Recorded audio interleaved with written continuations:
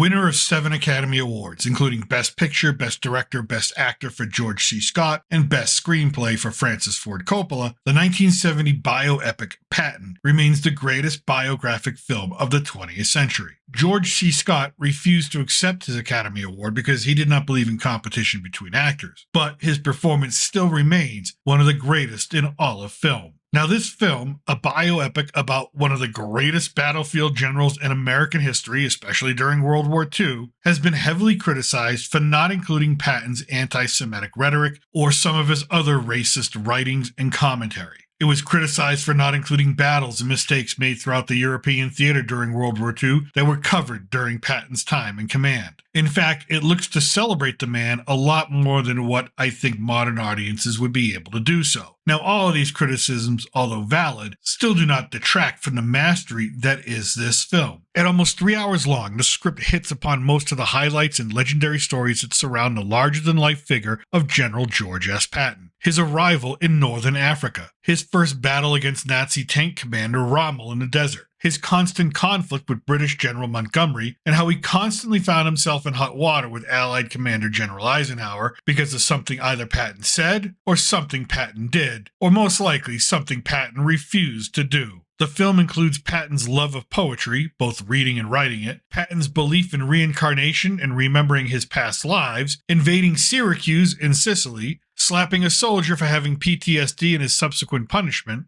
the Battle of the Bulge and how he asked the chaplain to write him a weather prayer, a prayer to offer to God so he could have good weather during the counterattack against the Nazis. Now, the prayer worked, and in real life, Patton awarded the chaplain a Bronze Star. It includes his hatred and mistrust of the Soviets as allies. Even after visiting a concentration camp in Germany, seeing the actual horrors of genocide, Patton still remarked that the United States was fighting the wrong enemy. He believed that they should be fighting the Soviets, not the Nazis. What it doesn't include, or it glosses over entirely, is his termination of command of the Third Army. The film would have you think it was because he was advocating heavily for war with Russia, to drive them back while they were weak and not give them any sort of power in Europe. And while that was partly the reason, however, it was Patton's criticism of, and sometimes refusal, to denazify all of Bavaria, which is what he was in charge of after the war. Patton wanted to use the now captured SS Nazi troops to attack Russia. He also had an anti-Semitic bent to his view of the world. In Bavaria, he allowed Nazis to stand as protective guard over the rescued Jewish Holocaust survivors, which absolutely enraged and horrified others in leadership, including General Eisenhower, who was the person who eventually removed him from command. To understand his perspective, Patton is quoted as saying, "SS means no more in Germany than being a Democrat in America."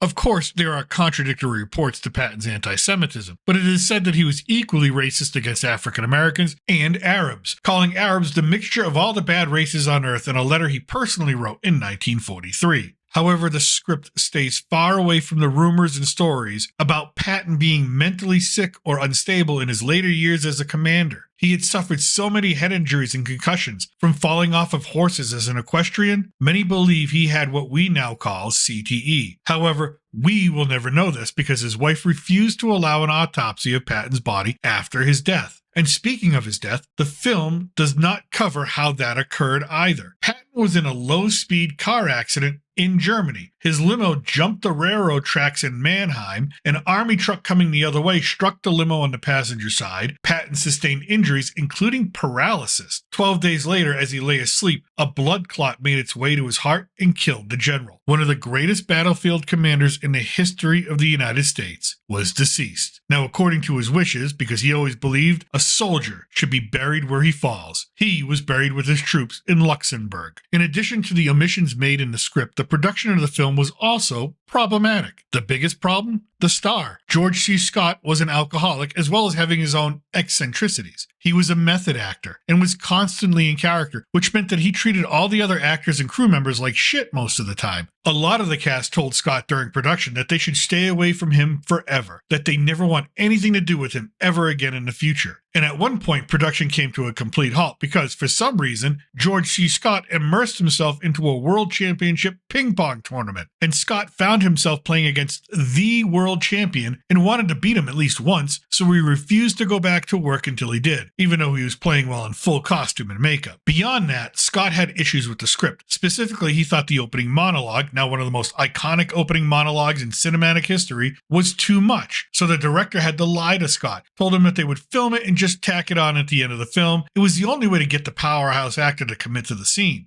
And on a writing note, almost all of what Patton says in that opening scene, with the backdrop of the American flag, are actual quotes from the general himself, just cobbled together into one long diatribe. And we cannot forget to tell you that in real life, Patton used profane language often. I mean, a lot. He had a very high voice and thought using all this profane language would somehow compensate for it. Therefore, some of the dialogue was toned down because the film was rated PG. In fact, this is the first PG film to win the Best Picture award. Now, what the film does rely heavily on is the mysticism of Patton. And by that, I mean Patton truly believed he lived past lives. In his belief, and in his faith, he was part of the Peloponnesian War, which started in 431 BC. Then he was a member of Napoleon's army during his conquest of Italy. And then he was part of the Norman conquest of England. So in the scene early on in the film, when he stops at the location of an ancient battle site where Carthage was attacked by the Roman Empire, he states that he was there when it happened. And therefore, this is not just for dramatic purposes. This was a central theme to Patton's identity, and the film treats it properly. And really, this film is less about war and more about the study of a man who could only exist comfortably within wartime. The war itself is merely a narrative device to get Patton through his life from one end to another. It is the man, this many-layered, complicated, somewhat abhorrent man who is also a national hero and legendary military figure that occupies our attention. And when you really pay attention to the movements around Patton, the way his aide places his helmet on the general's head, like a king being crowned. The way he hides his true self from others, always trying to be one step ahead of his peers, trying to be the smartest man and the most courageous man in a room. His incessant reading, as if studying a roadmap for success, like getting answers for the test ahead of time. His strict adherence to protocol, duty, sacrifice of his own men and equipment if necessary to secure victory. Because in the end, it will not be the United States that lost a specific battle or skirmish. No, the headline will read, Patton loses in Algeria, or Patton routed in Syracuse, and that could not be allowed. The glory is Patton's to achieve. The time and space in which the man occupies is irrelevant when juxtaposed to the legacy he will leave behind. That is how he thinks. So many of the quotes in the film from Patton bear this out. When defeating Rommel in the desert, Patton cries out, "Rommel, you son of a bitch, I read your book," which he was reading the night before, Rommel's own writings on tank warfare and tactics. Another time Patton tells an aide, "They don't need to know, only I need to know," in reference to what the motivations and goals of the general truly were. And my favorite line in the film, delivered to perfection, quote, "All my life I've wanted to lead a lot of men in a desperate battle. It is chilling and at the same time oddly inspiring." Even the famous incident with slapping the soldiers in the hospital, it was not so much that Patton regarded them as cowards, although he did, but these soldiers were now obstacles in the way of his achieving military victory and personal glory.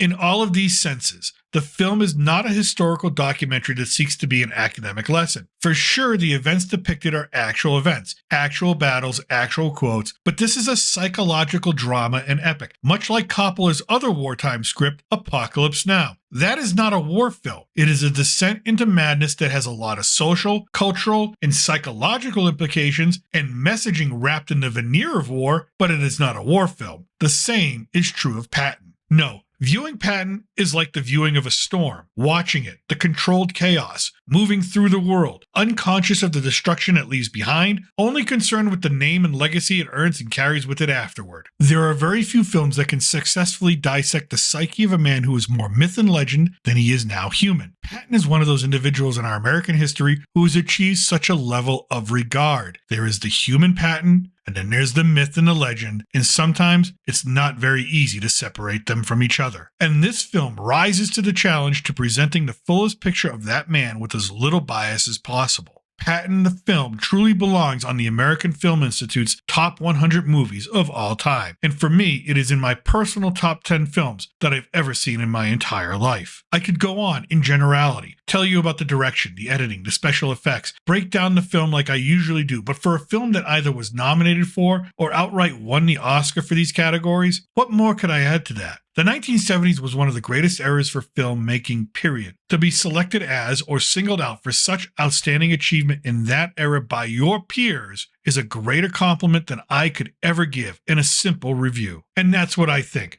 Let me know what you think in the comment section below. Have you seen Patton? What did you think of George C. Scott's performance? And do you think this film belongs on the list of the top 100 films of all time? Also, if you want more movie reviews and commentary, click on the links in the description for my general movie review playlist and my retro movie review playlist. As well, if you like this video, we'd appreciate it if you hit the like button, subscribe, comment, and share it out. All of that really helps us out each week here at the channel. I thank you for watching. Remember, I'm still your reluctant gringo, and from south of the border, salute and a huevo.